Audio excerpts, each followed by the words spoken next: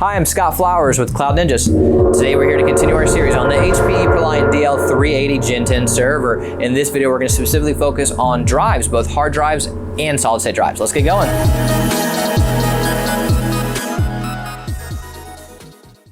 Well, hey, thanks for stopping by today. To learn a little bit more about the HPE ProLiant DL380 Gen10 server, do us a favor, if you find anything that helps you in this video, click that like and smash that subscribe. All right, well, let's hop in. This video will be specifically focused on solid state drives. So what we'll do as a whole is we'll cover the different types of compatible drives. We'll talk about the max speeds, max sizes. We'll show you how to actually install one at the end. And then we'll do a cool little testing tool called HD Sentinel that we like because it'll show you the health score and the power on hours for your hard drives. What we do is we hook up a storage array to our server and we'll throw the drives in there and make sure that they're good before we ever put them in a live production environment, right? So the types of compatible drives, you're gonna have a SAS hard drive, a SATA hard drive, a SAS SSD, or a SATA SSD. Those are gonna be your types of compatible drives as a whole. Now there's some advantages and disadvantages of everything. So as a whole, hard drives are much cheaper on a price per terabyte, but they're also less reliable, more likely to fall out,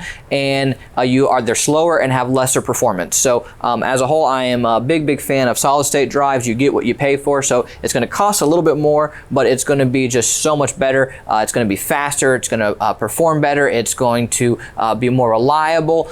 There's just so many advantages of solid state drives as a whole, and it's one of the things we always recommend to people. They're like, hey, I don't really want to go buy a Gen 11. It costs 10 to 20 grand depending on the type of configuration that you get. We want to continue to extend the life of our Gen 10 server. What are some things that we can do? We always recommend upgrade your SSD and upgrade your RAM. Those are the two best band-aids to just extend the life for a few more years because this is still a really great box. I mean, we still build with these all the time. It's a great system as a whole. So all right, for the different types of compatible drives, let's go over the max speeds. So with SAS, you're going to get 7.2K, 10K, and 15K. That's going to be the revolutions per minute. Again, it's a mechanical device, so that's the spinning disk inside. That's how many times it's going around. Now with the 7.2K, that's going to be your rounder size SAS drives, your 1 terabyte, your 2 terabytes. With the 10K and the 15K, that's going to be some of the awkward sounding sizes, your 300 gigs, your 600 gigs, your 1.2 terabyte, your 2.4 terabyte. Those are going to be your 10K and your 15K. And one of the things I always like to point out is that 15K RPM is really fast for a mechanical device spinning around. The ball bearings will wear out. If you're using a used 15K SAS drive, I highly recommend testing it thoroughly before putting it into a production environment because it's just a very high possibility to fall out. Again, one of the big reasons I'm a big fan of solid state drives as a whole. You're just going to have a better performance and more reliable. So now for SATA drives, you're going to have 7.2K. That's pretty much what you're going to get. There's technically some the old Raptor drives and stuff that have like 10K, but SATA, like everything, is 7.2K. That's what you're going to get. So now for SAS SSDs, you can get 12 gigabit per second, whereas with SATA SSDs, you can only get 6 gigabit per second. So that's the big advantage of SAS SSDs over SATA SSDs, is that they're faster. Now on the flip side, they're going to cost a little bit more. You're going to have to pay for that speed, right?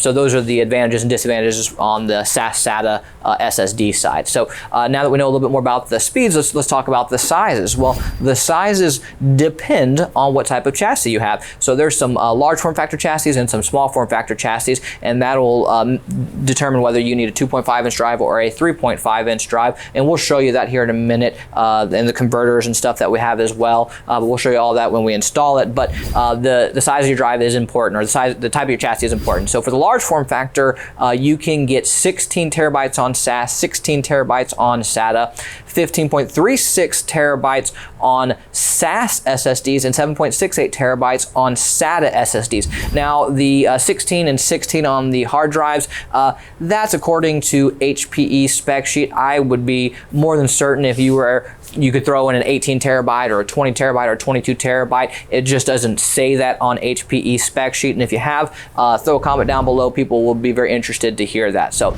all right, now on the small form factor side, you can get 2.4 terabytes with SAS, 2 terabytes with SATA, and then the same for the SAS and SATA SSDs. It'll be 15.36 terabytes for SAS SSDs and 7.68 terabytes for SATA SSDs. So that's a big advantage on the small form factor chassis. Is not only can you get a better performing drive, a faster drive, a more reliable drive with SSDs, you can honestly even get a higher storage and scalability. So it's a win-win-win-win on the small form factor chassis. All right, well, now that we know a little bit more about the types of compatible drives and the speeds and sizes, let's show you how to actually install one, which would be really easy because they're hot swap, but I wanted really to show you the trays in particular, and then we're going to show you how to do HD Sentinel. Let's get going. All right, so I want to show you how easy this is to remove an old drive. You just push the red button, you pull it out, and you can just toss it to the side. So now we're going to install a new solid state drive. So again, just open it up before you put it in.